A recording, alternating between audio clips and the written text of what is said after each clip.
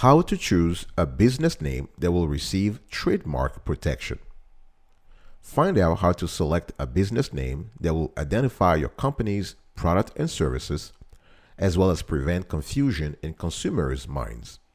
Learn also what to do to make sure your business name receives trademark protection, whether the proposed name is available in the first place, and what to do to seek trademark protection when you go about picking a domain name and setting up a website.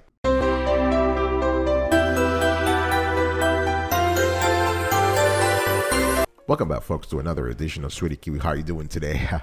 I'm doing fantastic. If you are doing as great as I am, go grab a cup of coffee or tea or vodka. Let's roll. Today, I want to talk to you about how to choose a business name that will receive trademark protection. Now, will your business name receive trademark protection? That's a good question here.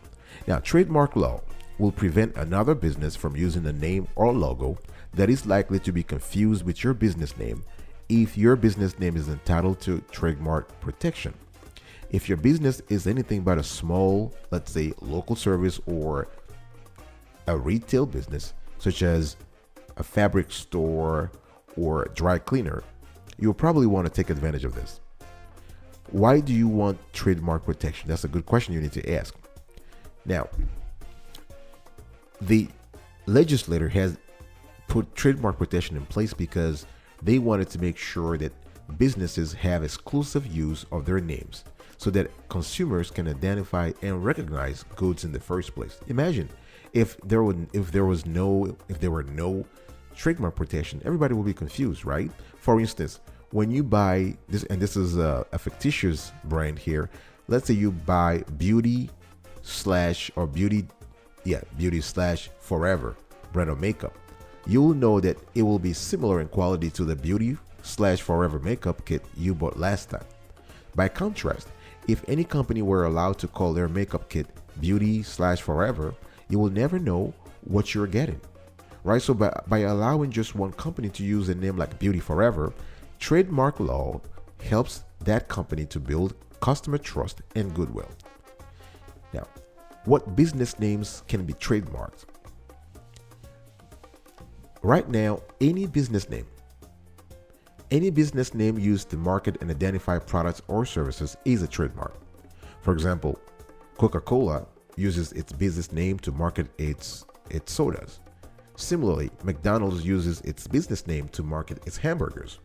But to qualify for trademark protection under the trademark law, your business name should be what trademark law considers distinctive. Now let's talk about that. Let's talk about what constitutes distinction or distinctiveness when it comes to business name. So distinctive names receive more trademark protection. Let me give you a few examples. Think about Amazon.com, Quicken, Xerox. Those are distinctive business names, and those are clever and memorable, and they usually receive protection under federal and state trademark law, right? By contrast, common or generic names such as John Doe's Hardware or Jane Doe's Gourmet Sandwiches or Pets.com usually do not receive trademark protection. There is no, really, in practice, there is no magic formula for coming up with distinctive business names. They tend to be made up of surprising or fanciful words that often have nothing to do with the underlying business, products, or service, such as Kodak film, for instance, or Double Rainbow ice cream, or even Yahoo. Think about that, right? Now, in some cases, there can be a downside. There can be a disadvantage to coming up with a brand new word or using a completely arbitrary term, because business names that have nothing to do with the underlying products or service often require extensive and expensive. Let me repeat that. They require extensive and expensive marketing efforts to become established, right? So the best names for small businesses are those that customers can easily remember and they can quickly associate with your business, right? This is one of the reasons why a lot of experts advise many small businesses to use words that cleverly suggest qualities about the underlying products or service without describing them outright. For example, if you talk about the body shop, for personal hygiene products, or lending tree for loans, right? These names are also considered distinctive and are therefore protected as trademarks. I'll be right back right after this. Don't go anywhere.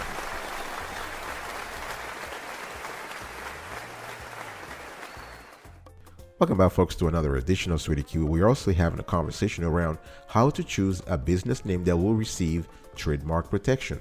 Now, here are some tips for choosing a distinctive business name. Now, make your name memorable. You want to be creative, you want to be distinctive, you want a name that is creative and distinctive so that you can be entitled, the company can be entitled to a high level of trademark protection, but it will also stick in the minds of your customers. You don't want, the last thing you want is to come up with a name that is forgettable. You don't want that, right? So you don't want to have names that include geographic terms and names that literally describe a product or service. Remember, you want to distinguish yourself from your competitor or competitors. So you want the name to be memorable. And then you want the name to be appealing and easy to use, right? Use a name that is easy to spell and pronounce. And it has to be appealing also to both the ear and the eye. Try to pick a catchy name that people will like to repeat. Make sure that any images or associations it evokes will suit your customer base. So you have to think about your target clientele even while thinking about the name. Avoid at all costs geographical names, because those names are very easy to forget and they are difficult to protect under trademark law, because a geographical name may no longer fit if your business expands its sales or service area, right? Let's say you said you started by calling yourself New York Laundry Services, and some after 3 years or 4 years, you're making a lot of money. You want to expand to Japan, or you want to expand to somewhere in Africa, in Nigeria, for example. And you've been called New York Laundry Services. This is just, there is a dichotomy here in terms of the branding, right? So you definitely want to stay away from those. Don't limit expanded product lines. Similarly, you don't want to choose a name that might not be representative of future product or services. For instance, if you start a business selling and installing canvas, using the name, for instance, Pretty Canvas, your name might be a burden if you decide to expand your product base. Get feedback.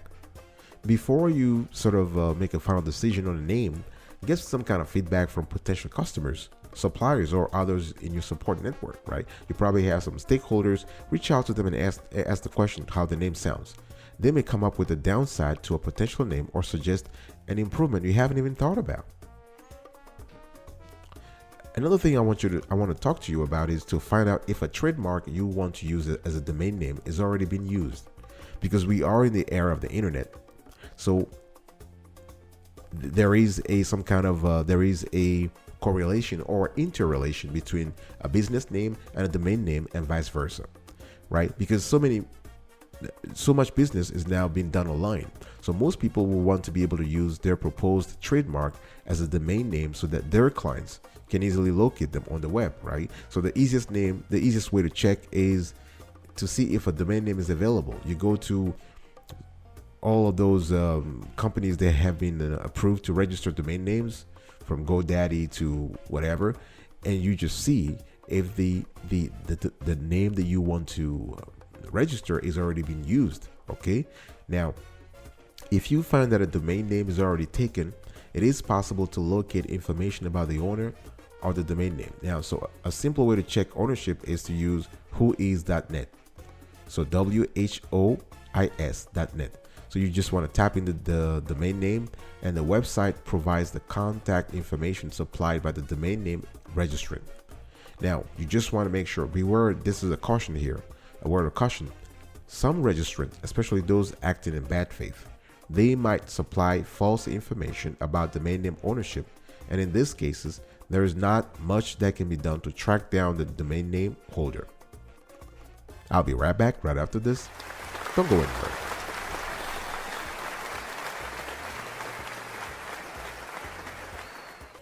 Welcome back, folks, to another edition of Sweetie Q. We're also having a conversation around how to choose a business name that will receive trademark protection.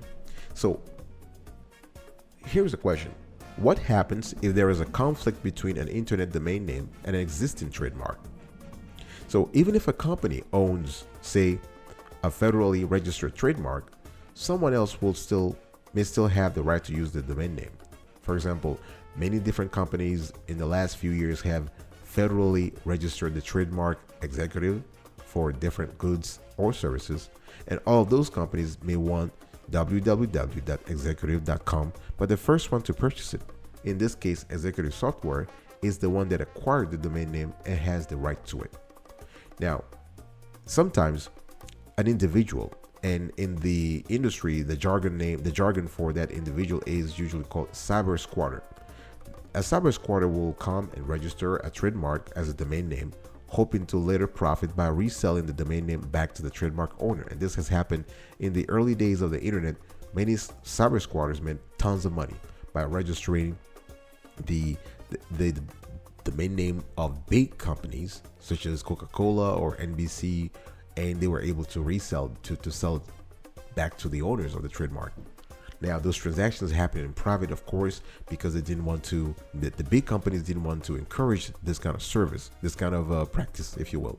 So now the thing here is that if you believe that someone has taken a domain in bad faith, you can either sue under the provision of the Anti-Cyber Squatting Consumer Protection Act, the ACPA.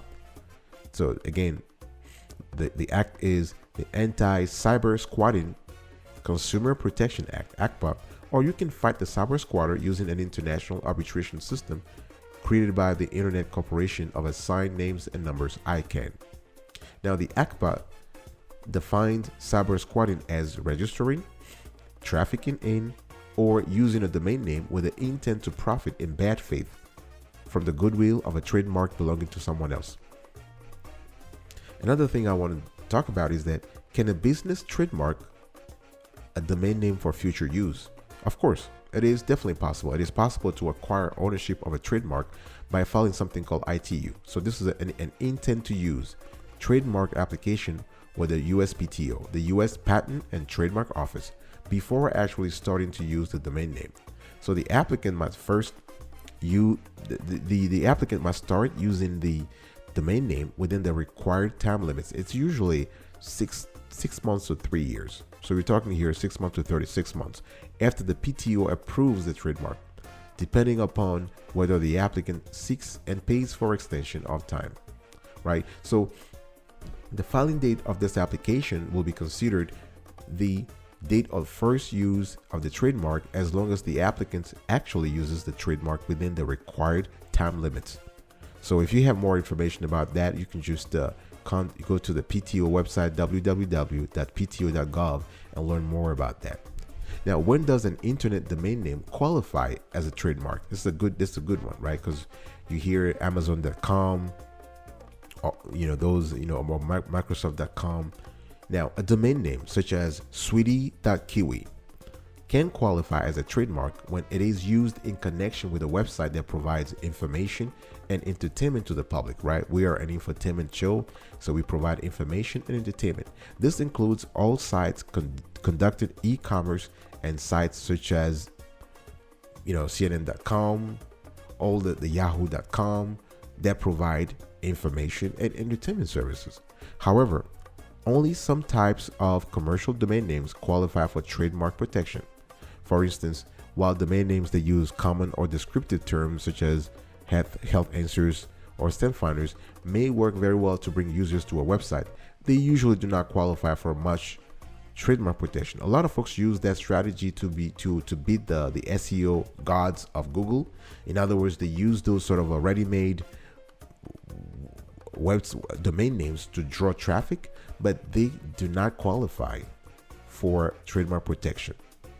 This means that owners of such domain names generally won't have much luck stopping the use of these words and phrases in other domain names. In other words, by using common terms that are the generic name for the service, for example, dictionary.com, or by using words that merely describe the service or some aspect of it, the owner of the name will have less trademark rights against the users of similar domain names than she would if her domain name was distinctive. All right, folks, This is it for today's conversation. I hope that you learned a lot. You are able to understand how to choose a business name that will receive trademark protection. Quickly want to recap today's conversation. I spoke to you about whether or not your business name will receive trademark protection. Explained to you why you would want to have trademark protection, what business names are trademarked. Distinctive names receive more trademark protection. That's one thing I showed you guys. I gave you some tips for choosing a distinctive business name, and also help you find out if a trademark you want to use as a domain name is already being used. What happens if there is a conflict between an internet domain name and existing trademark, and whether or not a business can trademark a domain name for future use, and when does an internet domain name qualify as a trademark. Thank you so much for listening to this conversation. I will see you next time. Until then, remember, stay marvelous.